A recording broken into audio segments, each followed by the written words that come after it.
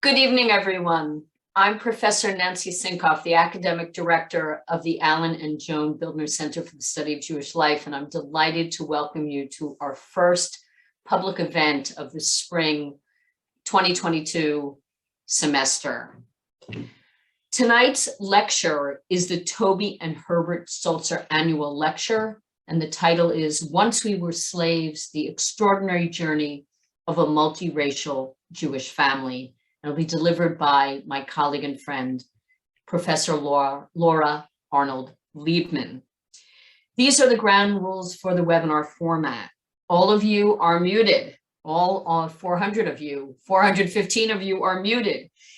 If you want to ask a question, please type it into the chat and I will be moderating and monitoring the questions and pose them to Professor Leibman in the second part of the program.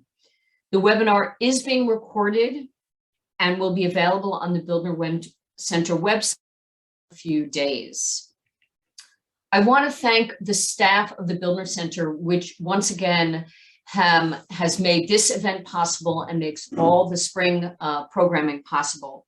To Karen Small, the Managing Director of the Center, to Jenny Gurman, the Senior Administrator, to Sarah Portilla, who is the program director, and to Gabriel Duke, the events assistant.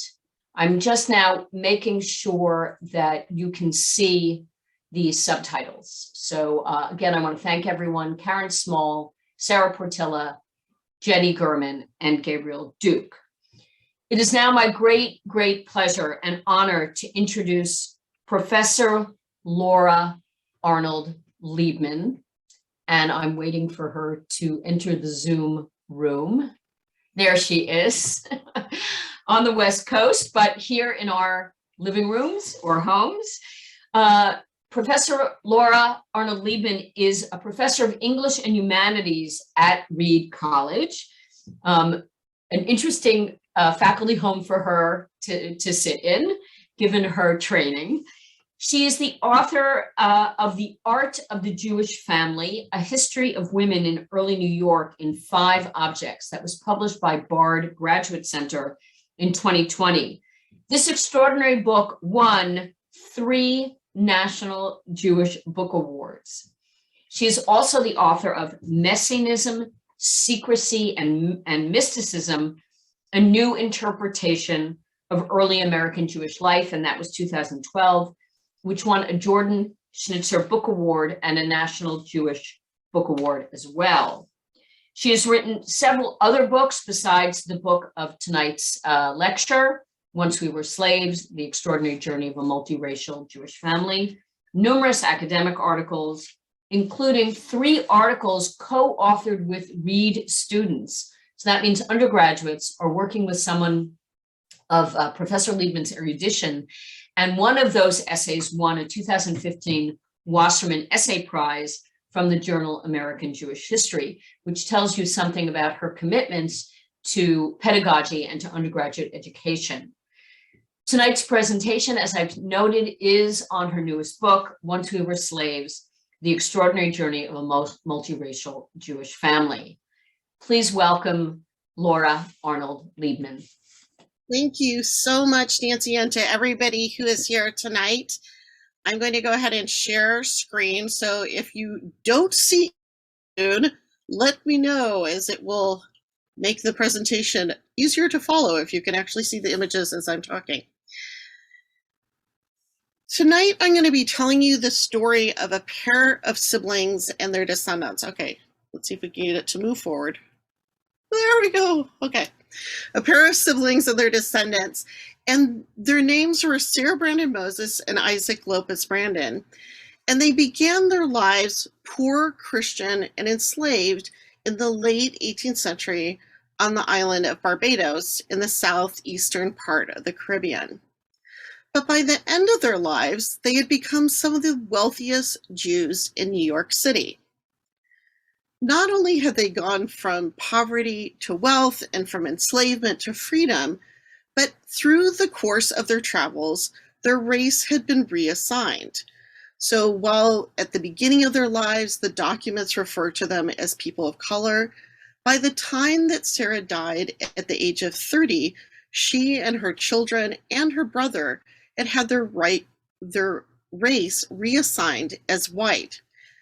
And while many times we tell these stories about people who've had their race reassigned under the guise of passing, this was never an option for Sarah or her brother. And I think this really gets at some of what's distinctively Jewish about this story. Unlike many stories from the 19th century of people who were born into one race, but then were able to move somewhere else where people didn't know them and to hide the background from which they had come, that had never been an option for Sarah and her brother, because every single place that they lived, there were members of the Barbadian Jewish community following them around the world, including when Sarah finally was married, her husband had been one of the scholars alongside the grandchildren of her enslaver at the Talmud Torah in New York City. So again, there's not a story that we normally associate with this time period about racial shift.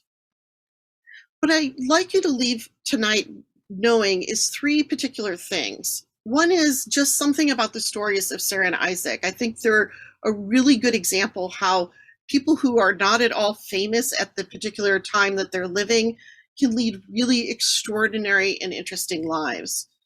But the second thing I'd like you to take away is back to that question of race. How is it that this was a moment where people could have their race reassigned despite the fact that people understood what their background was everywhere that they were living? And in that sense, this is a very time-specific story of a Jewish family. This is at a moment when Jewish understandings of race are really shifting as the siblings are moving around the Atlantic world. The third thing that I'd like you to take away from tonight's story, however, is a bigger picture about the history of multiracial Jews throughout the Americas. Today, we often hear survey results about what percent of Jews within the United States identify as non-white or as people of color, or coming from multiracial Jewish families. And those often range between 9% up to even as high as 20 or 25% of Jewish communities in the United States. But in the history of American Judaism, we've tended to talk about those stories as if they are very recent. And one thing I want to do tonight is to help us see how that's actually a much longer story than people have generally acknowledged. That the story of Sarah and Isaac will help you get a sense of how the diversity of American Judaism has long been part of the story of how Jews survived within not only the United States, but the Americas more generally. So with those three things in mind, I'd like to move forward and begin to tell you how it was that I came across the story of Sarah and Isaac and how they went on this incredible transformation over the course of their lives. As I noted, our story begins in the eastern part of the Caribbean on the island of Barbados, where Sarah was born in 1798 and her brother, Isaac Lopez Brandon, was born in 1792.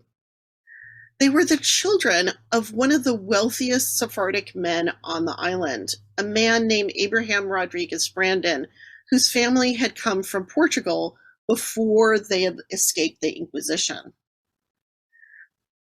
Their father was free and was considered white by people on the island. Their mother was not. Their mother was a woman named Sarah Esther Gill, or sometimes Esther Gill, or Sarah Esther Lopez.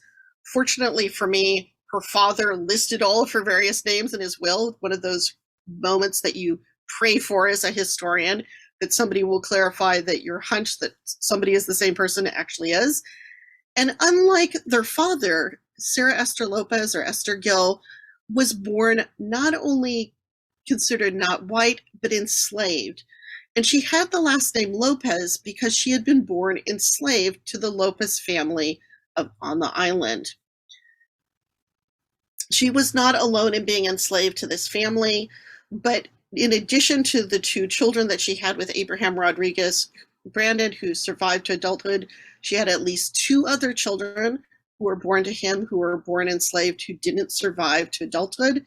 And she also was enslaved alongside her three brothers, her mother, and also her grandmother. So at least 4 generations were enslaved to the same Sephardic family in Bridgetown. So the fathers of the two siblings did own some plantations or labor camps along the western side of the island, but that's not where the siblings were born. They were actually born in that main port of Bridgetown, where the vast majority of people in the Jewish community lived. And they grew up along a street called Swan Street, or sometimes it's called Or Jew Street, it says underneath there. And that's because that was where most of the Jewish community lived, because it was in close proximity to the Nida Israel synagogue. And it was to that synagogue that both their father and their enslavers belonged. And at various points in his life, their father was not only a member of that congregation, but was also the president of Nida Israel. Many of the Jews who lived along Swan Street lived there because it was the main merchant street in the town. And in fact, a lot of the architecture from that early time period still remained at the latter part of the 19th century when we see early photographs from the street. And it was very typical that there would be shops on the first level, and then the upper floor would have the household of the people who owned the shop. And this was the kind of household that Sarah and Isaac and their mother and their uncles and their grandmother and their great-grandmother grew up in. So unlike their father, who was fairly wealthy, the Lopez families were kind of middling, middle-class family on the island. And they got the money that they did have from 2 different shops that they ran along Swan Street. One was a silversmith and goldsmith shop, and the other one was a sort of general all-purpose store that ended up being really, really important and helpful for my research because the records from that shop survived. And so I was able to see not only what the family bought on a weekly basis, but also what other people, Jews and non-Jews and people of color, bought from the store on a weekly basis. One of the most important moments in Sarah's young life happened right after she was born, when her mother took her to the nearby Anglican church in order to have her baptized and to have her birth recorded. While it might seem a little strange that a woman who was growing up in a Sephardic household and whose partner was Sephardic would go to an Anglican church, that was actually quite typical for this time period. And that was because there were very, very few conversions that happened on the island, and because Sarah and Isaac's mother was not considered halakhically Jewish. So the siblings could not have their birth registered at the nearby synagogue. It was also important, however, that Sarah's mother took her to the church in order to be baptized, because being baptized would enable Sarah to have privileges later in life that her mother had been denied. So unlike her mother, who had not had the option of marrying any of the men she was in relationships with, Sarah, by virtue of her baptism, would have been allowed legally to marry on the island. And this was very much something that would protect women of color on the island from some of the sexual abuses that their mother had had to endure. However, taking her to the Anglican church also meant that Sarah was racialized from the very moment that she was born. And that was done through the process of having her birth registered at the church. So by registering her, the church then had the ability to write down what Sarah's race was. And they wrote her down as being a person of mixed race, of being both partially white and partially African ancestry. And had she stayed on the island, that race would have followed her through her entire life. It was not something that was understood as changeable. So on the island, there was something similar to a one-drop rule of understanding of race, such that anybody with any African ancestors would always be considered a person of color. And Sarah and Isaac's life then might have continued on like many of the enslaved people living in and around Swan Street, many of whom had connections to the Jewish community in Bridgetown, were it not for two really unusual events that happened in 1801 when Sarah was just 3 years old. And the first of those was that her grandfather passed away. And her grandfather, this was not her father's father, but her mother's father, was not Sephardic. He was a member of the Anglican Church, and he was also considered white. His passing, however, was monumental for his descendants because he had no legitimate white children. So when he died and he left his houses, he decided not to leave them to his white nieces and nephews, as would have been typical during this time period, but instead decided to leave them to his children by women of color on the island. And so in 1801, Sarah and Isaac's mother went suddenly from being somebody who was considered a piece of property to being somebody who had property herself. It would turn out that the location of that church in Hartley's Alley near Backchurch Street was also incredibly important for the future of that family. It was located right near where the old churchyard had been, and where in the 1820s would be built St. Mary's Church, which was the main place where elite or wealthy free people of color attended services on the island. And so that proximity could help the family in terms of, after they gained freedom, to gain some social cachet. In addition, however, it was located where, again in the 1820s, would be built the Methodist Church on the island. And this is a moment where I want to pause for a second and talk about something about my methods when I was researching the family. Very early on, I became very interested in making sure that I was not just tracing their Jewish line, but also the line of the family that came through their mother's side.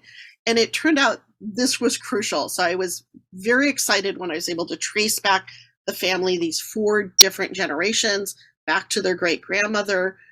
But in the process, I discovered that the siblings were related to the most important woman in early Barbadian history.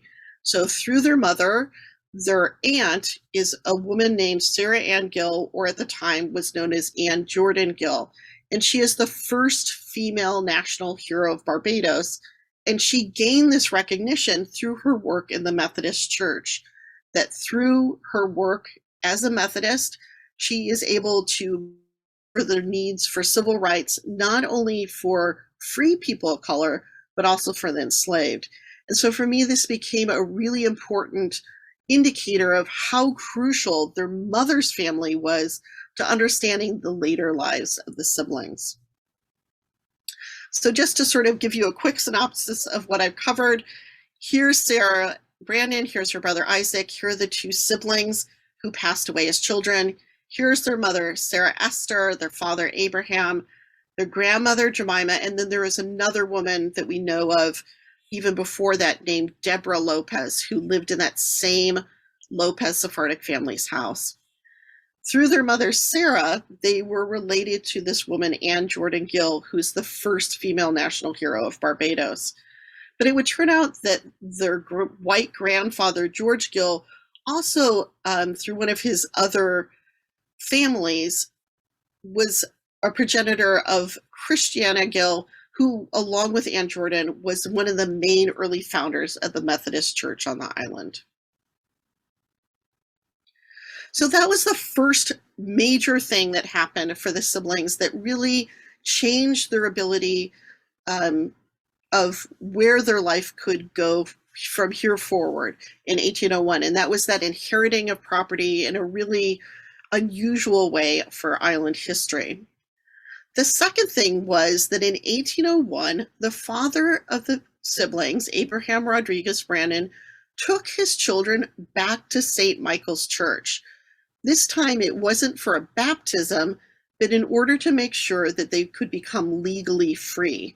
So their father had paid the widow of the Lopez family who had enslaved them to make sure that they were freed from her, but then he also had to pay off the church in order to ensure that nobody else, regardless of what happened to him, would ever be able to enslave his children or any of their descendants. And again, this makes Sarah's life just remarkably different from her mother's. From this moment forward, Sarah knows that if she ever has children, they won't have to suffer as she did. So again, following these two moments, the gaining of property, the gaining of freedom, the children are living in and around Swan Street, now over just a few blocks away in their mother's new house. But their lives are very similar to that of many of the free people of color who lived in and around Bridgetown. Again, a large number of whom also had ties to the synagogue, though they were always at the margins of it because of these rules about not converting people on the island. However, by the time that Isaac reached the age of 18, he had decided that he'd had enough and that he wanted to actually convert officially to Judaism. So he and his sister decide to leave the island and to become halakhically Jewish. And they decide to travel south from the island to a colony called Suriname. Now, today, Suriname might not be the most obvious place to go to convert to Judaism, so I think it bears some discussion of why would they go to Suriname? Well, first, I would say there's just a difference between colonial geographies and our own. During this time period, Suriname is an incredibly important and wealthy colony, and along with the small little peanut-shaped island off the coast of Venezuela called Curacao, it has one of the largest Jewish communities in all of the Americas. So many times the size of New York, for example, and a much better infrastructure, much better schools, much better system in place for the siblings to become Jewish. But why did the siblings decide not to go to Curacao, but to go to Suriname? Well, Suriname was different from Curacao because it had a history of converting people of color. And as a result, it had the largest multiracial Jewish community in all of the Americas. The reason for that was because of let me go back for a second, of a small town slightly downriver from the main port of Paramaribo called Yoden Savannah. And that town had been set up by Jews for Jews, and it had been the people in the town tried to follow the biblical commandments about slavery, which included at various times circumcising and converting enslaved peoples. In addition, we know that, like with Isaac's father, the people in that town of Yoden Savannah often would convert children that they had by women of color in order to make them part of the Jewish community. So by the time that the siblings arrive in Paramaribo, in the main port of Suriname, over half of the community has at least one African ancestor. So this is really quite different from anywhere else in the Americas at this point. It makes it a much more appealing place to go to convert. So the siblings, when they come to the main port, have a couple of options of where they could go to have their conversion. Again, because it's a major community, there's more than one synagogue, and they choose to go to the Portuguese synagogue. This makes a lot of sense because their father is a Portuguese Jew, so in terms of genealogy, they have ties to that community. But it's also an important move because during this time period, the Portuguese Jews were considered as being the classier Jews, the Jews with more status. So we even have in New York, one of the famous members of the New York congregation, 3 of his 4 grandparents are Ashkenazi and only one is Sephardic. But if anybody asked him if he was Ashkenazi or Sephardic, he would say Sephardic. So you get a sense like much more social cachet to be Sephardic during this time period. So if they had any chance to have a Sephardic conversion, that would be the one that would be ideal. Some people may recognize the interior of the synagogue if you've been to Jerusalem, that it's now in the Israel Museum. The interior was rented out for 100 years to that museum in order to pay for the restoration of the other synagogue building that's in town. After Isaac came to that community, he requested the privilege of being allowed to officially convert. He was allowed to go to one of not one, but 7 mohels that were present, to his choice, which one in terms of the community there. I think I always sort of pause for that moment because I don't think we have 7 mohels even in Portland, Oregon today, let alone, so it seems like a large number. I think gives you a sense of the intensity and the size of that community. So he's allowed to become circumcised, and both of the siblings independently are allowed to go in the small building behind the synagogue where there was a ritual bath. So today it's dried out, but they would have gone down these steps. There would have been beautiful, clear blue water. They would have immersed and then come back up the steps, halakhically part of the Jewish community. I mentioned that there was another synagogue nearby, so this fantastic roof that you see here, paid for by that renting of the interior of the other synagogue today. And while today the community has rejoined, at the time, this synagogue was the home of the Ashkenazi community. And there is a fair amount of tensions during this time period between those two communities. Ashkenazi Jews, as I had mentioned, were seen as lower class, and in fact, the word that was used by the Portuguese community to refer to Ashkenazi Jews, tudesco, was also the same word that they would have used for maid. So you get a sense they're seen as being like poor servant class Jews. However, within both of these communities, there was another layer of distinctions that were made in terms of how Jews were understood and privileges were assigned. And that was, while there was this tremendous amount of inclusion for Jews with African ancestry into the community, there were also barriers that were set up that kept them from being full members of the community in certain instances. So one of the things that set Suriname apart from other congregations in early America was that in Suriname itself, race was understood differently than we had seen in Barbados. In Suriname, if you had 7 out of your 8 great-grandparents were European, then you could either be white or you could be classified as a person of color. If your parents were married, then your race was assigned as white. If they were not married, you were assigned the status as a person of color. And this is actually how I know that Sarah and Isaac's parents did not marry in Suriname, because on the census, Sarah and Isaac are still being listed as people of color. If your parents married after you were born, your race could be reassigned. And so you could go from being somebody who was considered a person of color to being considered white. And because of this, while over half of the community might have had at least one African ancestor, only about 10% of the community were actually understood as being people of color during this time period. And that 10% were very heavily stigmatized because of that racial category within the colony.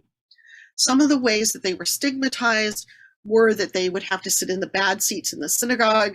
When they got buried, they would be in the swampy part of the cemetery. They couldn't be called up to the Torah and given honors. And they also were not allowed to vote in any synagogue matters. So you can imagine it makes it very hard to change legislation like this if you aren't allowed to vote. So one of the adaptations that happens in Suriname in order to keep this policy within the colony in place about how do I know somebody is a person of color is we actually see them changing the way that marriage contracts work and including racialized information in them. So just like we saw that the church in Barbados was keeping track of race and assigning race to people, suddenly, contrary to Jewish law, we see the Surinamese congregation doing this for marriages. And interestingly, the way that they do that is not by saying that somebody is a Cushite or using other antiquated language like we see in some other colonial documents about people of color written by Jews, but instead by inserting in marriage contracts such as this one of this couple who both of whom had African ancestors, that they are emancipated Jews. So that means they're not a separate race, they're not Cushites, but they're Jews who had ancestors or who themselves had once been enslaved. And that category then allows them to decide who's going to have privileges within the synagogue and what will follow for the next generation as well. Not surprisingly, the Jewish community of Jews of color in Suriname were not very excited about these prohibitions. And in fact, we see them very early on fighting back against that particular, those restrictions and creating their own space where they can worship fully as Jews without the restrictions that the European Jews are making upon them. And they formed their own brotherhood called Darhei Yeshurim, which is located just around the corner. And it is run by and for Jews of color within the Surinamese community. And in fact, we see members of this congregation not only petitioning the other congregations to allow them to have privileges and not to be discriminated against, but also petitioning the local government to have them step in and showing why it's contrary to Surinamese law for them to be discriminated against the ways that they are in the other Jewish congregations. And one of the most interesting things that came out of that research into this part of those petitions was it's not just the men in the community, but again, when there's a petition formed, at least 6 matriarchs of the Jewish community who are considered women of color are also signing their names to petition the regular government to stop the discrimination against the members of Darhei Yeshurim. Unfortunately, those petitions are not successful. And by the time that Sarah and Isaac come to Paramaribo, Darhei Yeshurim has had to be disbanded through pressure from the other congregations, and the Jews of color have been forced to rejoin those other congregations where they're discriminated against. So I think that helps us understand why don't the siblings go to Darhei Yeshurim in order to be converted.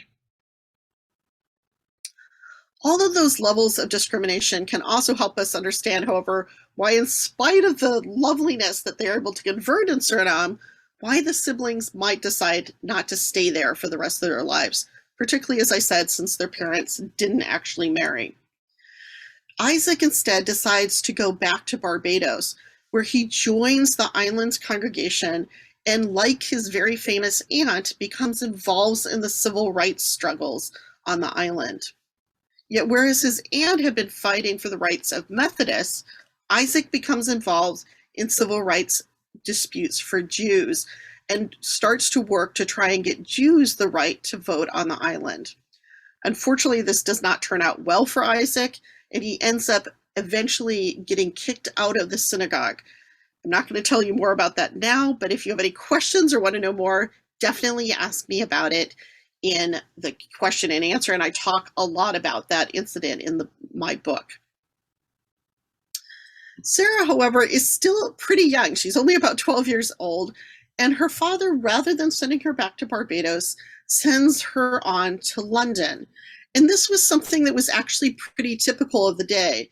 It was not just because London was a huge Jewish community compared to anything in the West Indies, though it was, and it was in many ways the mothership, Bevis marks, for many of the British West Indian congregations, but also because slightly south of the city proper, it's now actually London itself, but at that time was outside the city, there were a couple different elite Sephardic boarding schools that children like Sarah could attend.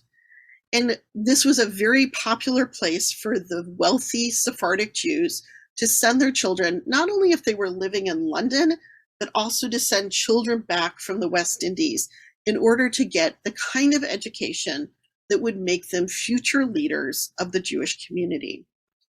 So it's here in the southern part of London that Sarah learns how to be part of that elite Sephardic world that her father inhabited.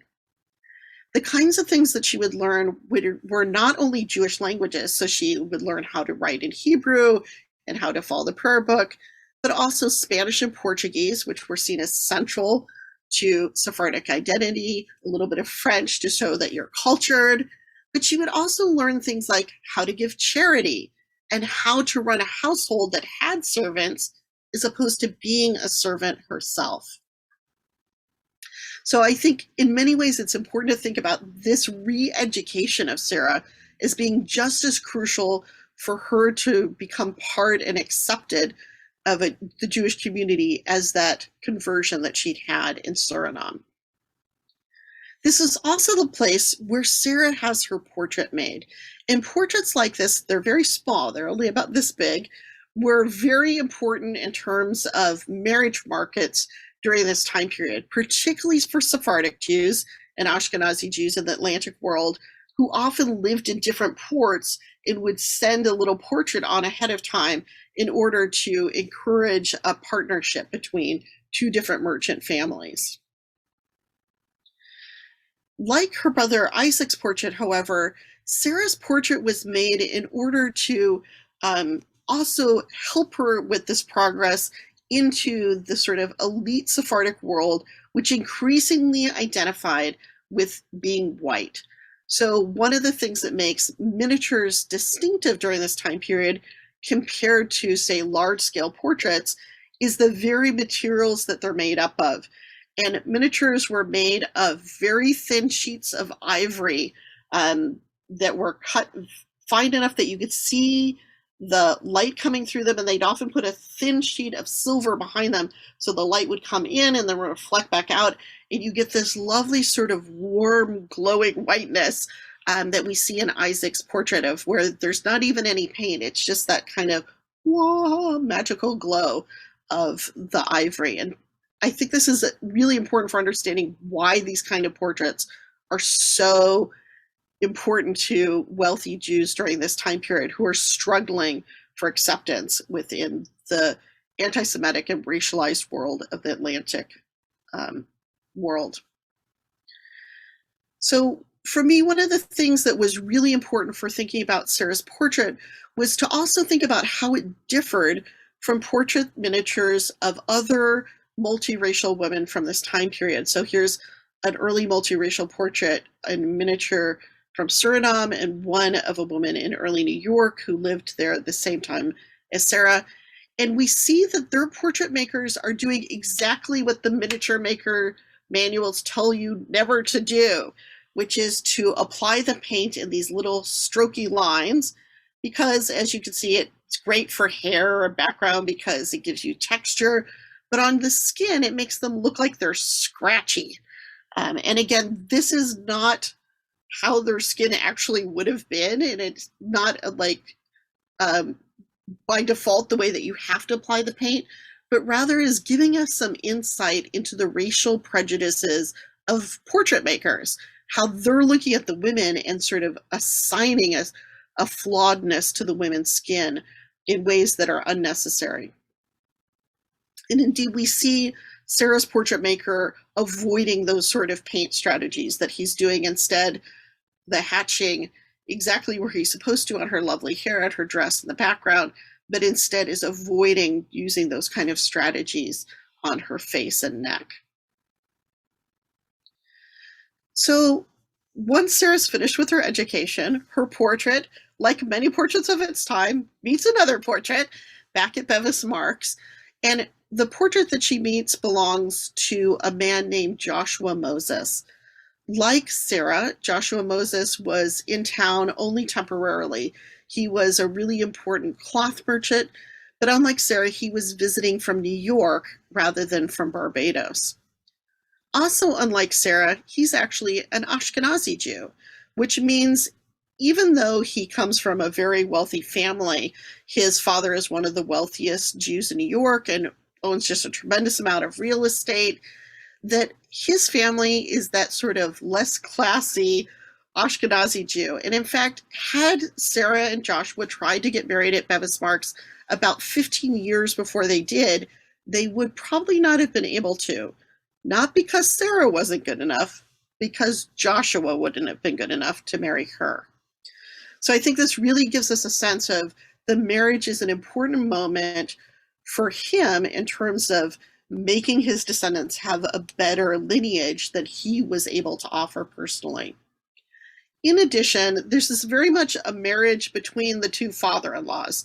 So Sarah's father, Abraham Rodriguez Brandon, also an incredibly important merchant, wants connections in New York, and he puts down 10,000 pounds as a dowry for his daughter to make this marriage happen.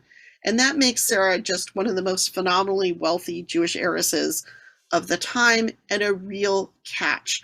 But it also gives us a sign of how much Abraham Rodriguez Brandon needed Sarah to go forward for his line. He doesn't have any legitimate children. She is really the line that's going to connect things going forward. After the couple marries, they very shortly live in London, very close right over here, very close to the synagogue and close to the wharfs where Joshua works. But within a year, they've left and traveled back across the ocean, not to Barbados, but this time instead to New York. They land in New York because that's where Joshua's family is from, and they settle on the lower end of Manhattan. This is where his parents lived. Here's where the Shearith Israel congregation is. Here's Sarah and Joshua's house. And you'll remember that Isaac, her brother, had gotten kicked out very rudely of the Barbadian congregation. So shortly after she's married, Joshua and her mother have made their way north, first to Philadelphia and then to New York. And Joshua becomes partners with Isaac in business, and Isaac ends up marrying Joshua's sister. So the two households are positioned right next to each other, and their mother's just down the street from them.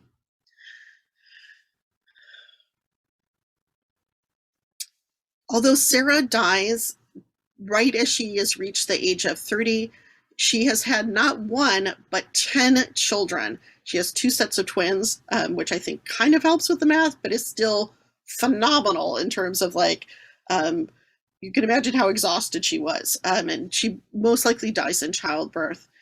Of those 10 children, at least 9 of them live to be adults, and they end up benefiting from the fact that their mother's race had been reassigned when she moved to New York. So her sons become not only Civil War heroes, but the president of the congregation. One of them, Lionel, marries Selina Satius, who is the granddaughter of Gershom Mendes Satius, the most beloved rabbi in the congregation. And many of her sons end up being really important merchants. Her only daughter also dies young, but not before she serves as one of the wealthy teachers at Congregation Shearith Israel School. And most of the descendants from Sarah and Isaac come, not surprisingly, through Sarah's side of the family. Isaac also has benefited from that marriage into the Moses family. Unlike his troubles in Barbados, when he comes to New York, he is able to become a voting member of the congregation. And honestly, that's a little bit miraculous because not only is New York incredibly racist at this time, but they're members of the congregation who also are known for their anti-Black speech acts during this time period. So we really see how, for whatever reason in New York, people in the congregation are starting to think about Isaac as a Jew, and that trumps the other aspects of his identity. This remains true even though, as an adult, when Isaac goes back to Barbados on business, he is still seen as a gentleman of color in Barbados, comes back to New York, is white again. Isaac has only one son who survives, and he ends up, right after Isaac dies, converting to Episcopalianism, and all of his descendants are not Jewish today. one of the things I was really interested in the book was how those early travels, that ability to migrate around the Atlantic world, that incredible wealth that they had and social mobility that allowed for that racial reassignment, really allowed the next generation to have a whole series of opportunities as well. So of Sarah's sons, we see them involved in many of the major disputes happening in the world during that time period. Several of her sons are in China during the wars that are happening there and are involved in the trade with China. Some of them are in the Civil War, some in the War of 1848. A couple of them go off to the gold rush to try and make their fortunes, which doesn't work out so well for them. A couple come down to Nicaragua and try and overthrow the government, which again seems super random, but is a sort of precursor to the interest in finding a passageway to get to the gold rush before the Panama Canal is built. And a number of them will end up along the Texas-Mexican border. So really the kinds of opportunities that they have are very much predicated on that ability of their mother in order to become part of that larger Jewish community and the networks that she created.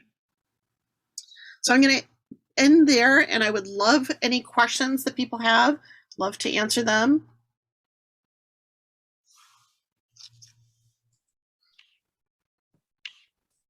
So, whoops.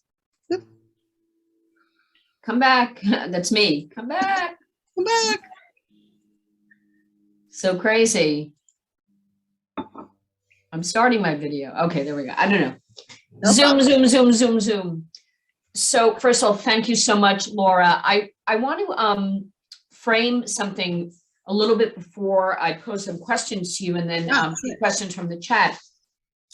I think it's probably fair to say that many people don't know as much as they should about what I call either the Converso migration or the Sephardic Portuguese migration. The fact that after the expulsion and then conversion of Jews in the Iberian Peninsula in 1492 and 1497, this incredible community has its own diaspora. Yeah. And you've mapped those places, but I thought it might be helpful to say a little bit more about that, because I don't think it's that maybe not as well known. Some people know about Charlottesville, New York, but they don't know who are these Spanish Portuguese Jews, what's their culture like, etc. Yeah. And then we'll Great question. So one of the things that I think typically surprises people is that they think that people must have left Iberia and gone to the Netherlands and then gone to London and then come to the colonies through those routes, or that it happened right after people were kicked out of Iberia in the end of the 15th century.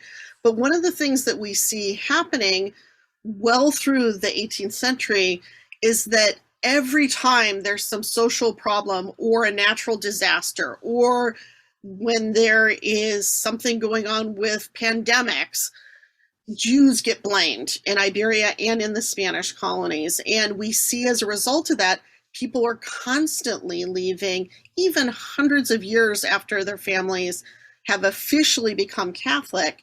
We see people leaving Iberia.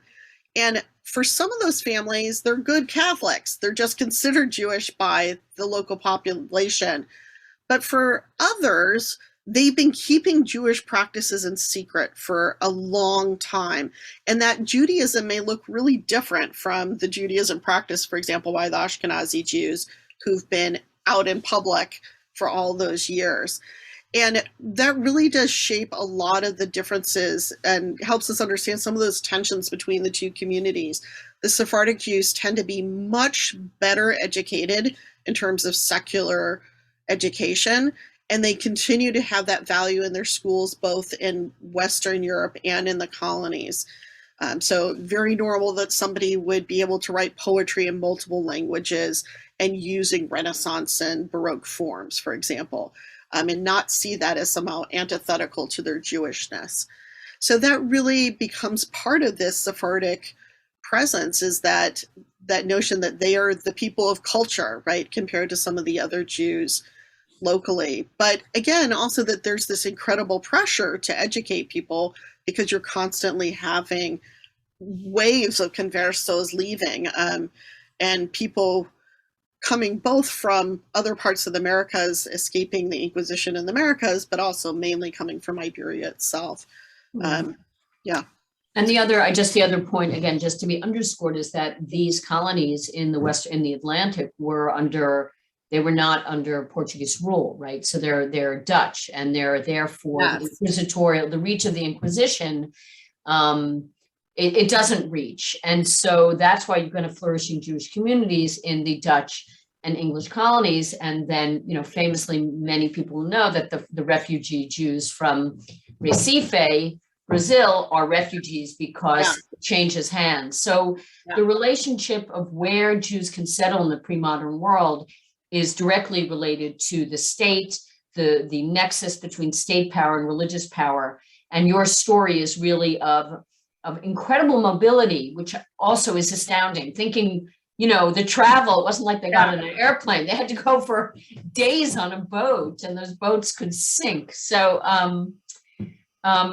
I hope people get a better sense of the landscape of that sort of that that converso or Spanish Portuguese diaspora. So I want to ask you a little bit more about your method, because I have the great fortune of having heard you speak before and having read your work, but can you tell people a little bit how you pieced together these very complicated stories? What were your sources? What drew you to them?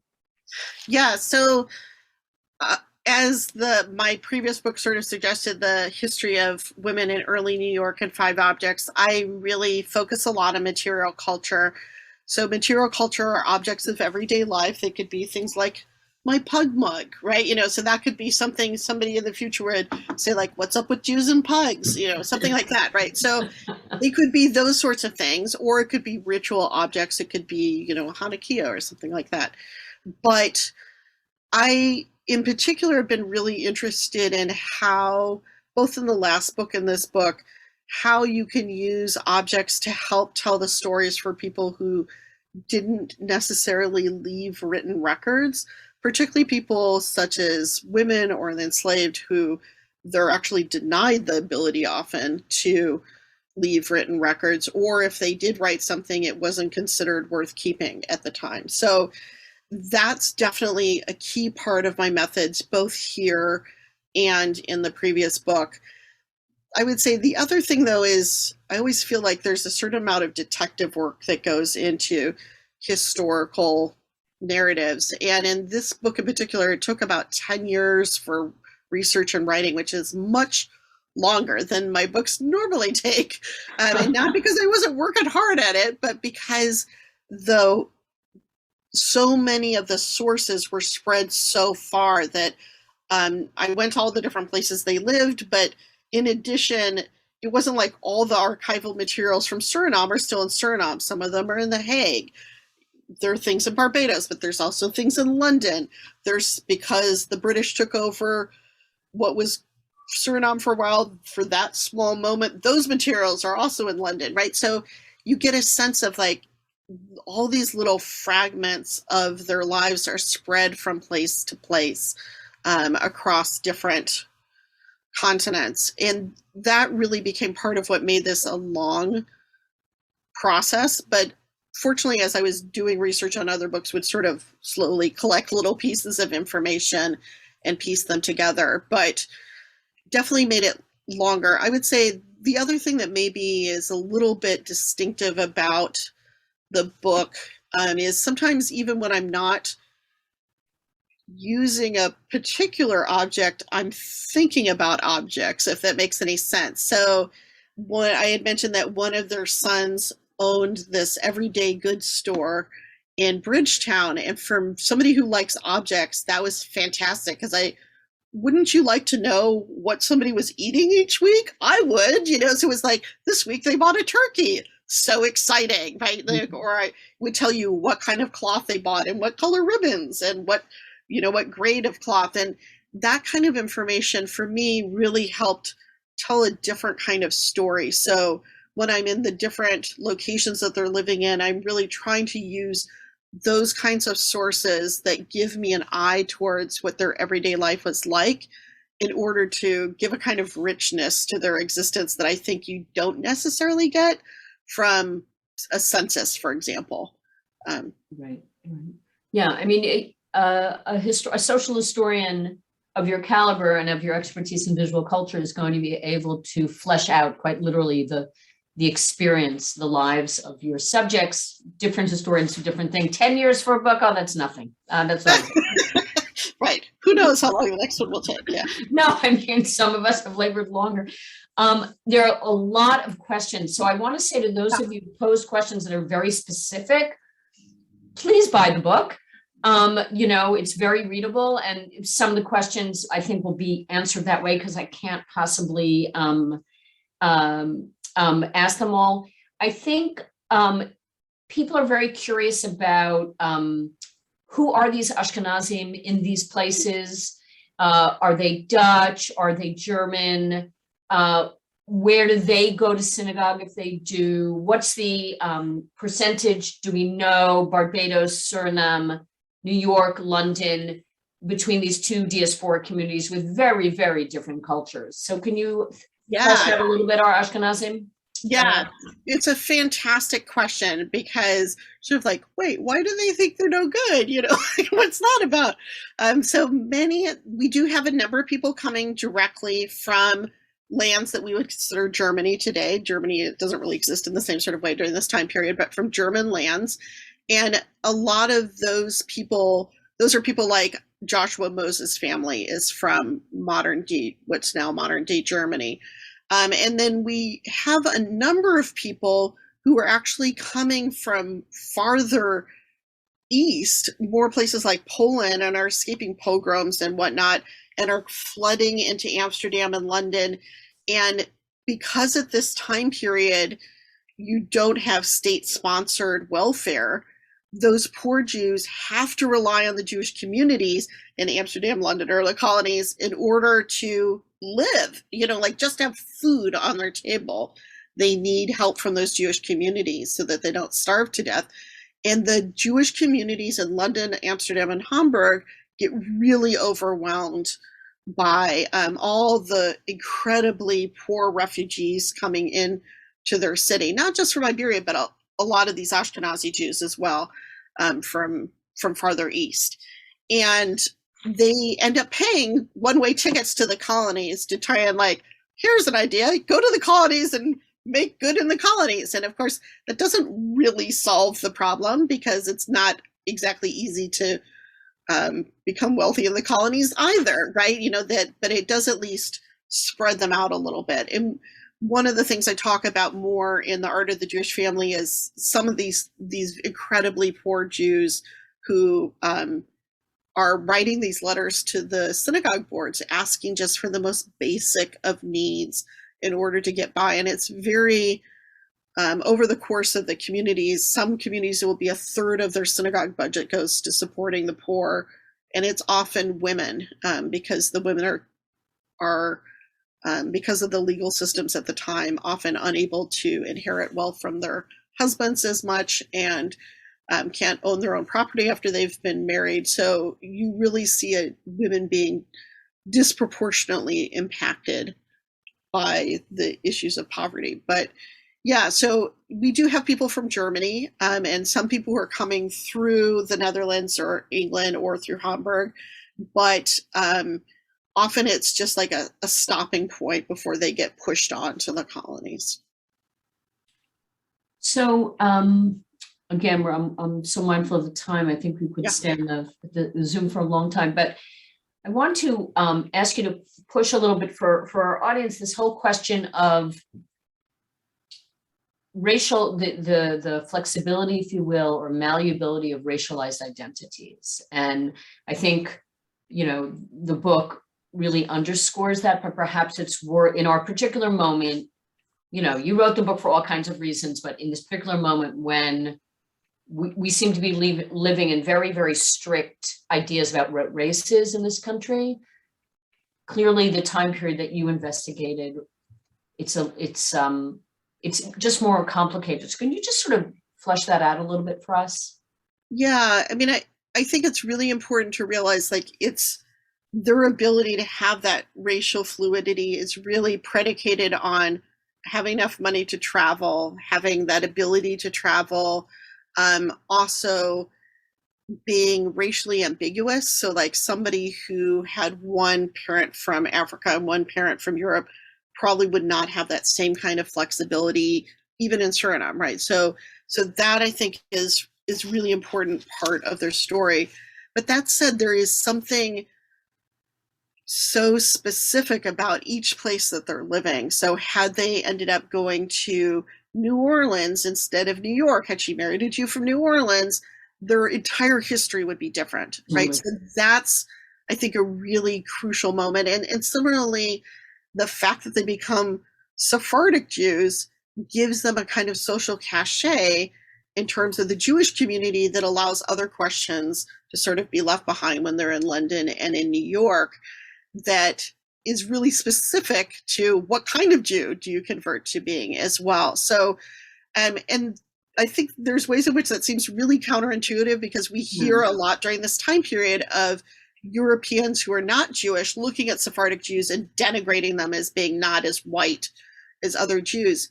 But within Jewish communities, that's not how things are understood. So how race is understood outside versus inside of Jewish communities is quite different during this time period too. Right. There's the way internally in the Jewish world, the way different groups perceive each other, there's a mirroring that's going on. And also you said the social class piece is so important. Sephardic Jews, sort of as a generalization, were involved with international trade. They had these kinship networks across the Atlantic.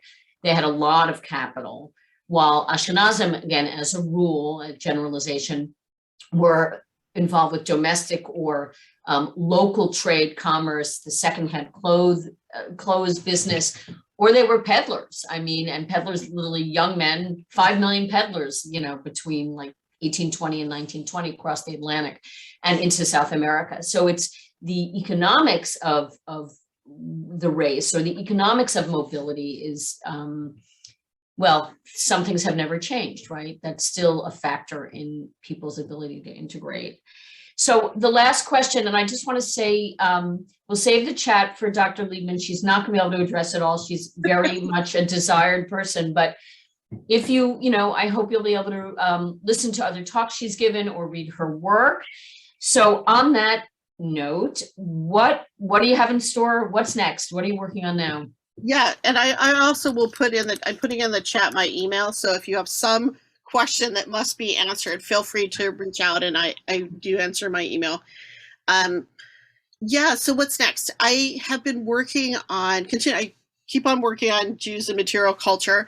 I've been working on Jews and fabric in particular. So I'm really interested in textiles throughout the British Empire, more generally with Jews. So I've been working on not only clothing, but also quilts, and really interested in how Jews are using articles of fabric, both as producers of fabric, so Jews who are involved in creating textiles, but also how they're manipulating them after they're made too, in order to get at these stories of belonging and who's at the center of communities and who's not. So yeah, and I have to say, like, part of it is, wow, they're so gorgeous. There's one of the objects that I've been working on is this beautiful wedding gown that became a Torah mantle that is just one of those kind of objects that you like look at them and you're like, wow, it's so lovely. But yeah. Great. Well, I think I speak for everyone saying we look forward to that book. It will have the kind of creativity and depth and archival sophistication and methodological, acumen that we've come to expect from you, Laura. So we can't wait to see it. I want to tell our audience that we have a very, very busy spring. I think a slide is going to go up, but if it doesn't, let me just tell you up. There it is. Great. Let me just emphasize that we have a 2-part series on innovative orthodoxies presented by our Bildner visiting scholar, Professor Adam Furtziger, and my colleague, Professor Michal Rauscher, on both Israeli and US orthodoxies. It should be terrific. They're both wonderful scholars. Some of you may recall that Professor Jonathan Dekel-Chen oversaw a digital exhibit for the Bildner Center last year, and we did crowdsourcing, and he's now going to do a short history of Jewish farming on 4 continents in the modern era. So again, a migratory history of Jews on the land, literally on the land. And then, without telling you about everything else, just March 7th, Professor Jeffrey Herf of the University of Maryland has written a very important new book called Israel's Moment, Support and Opposition to Establishing the Jewish State, and he'll be our public guest that evening. So check our website, join us for other events, and please join me now in thanking Professor Laura Arnold Leibman for a fantastic talk, and it's such a timely topic. Thank you so much. Good night, everyone. Thank you, Dr. Leibman.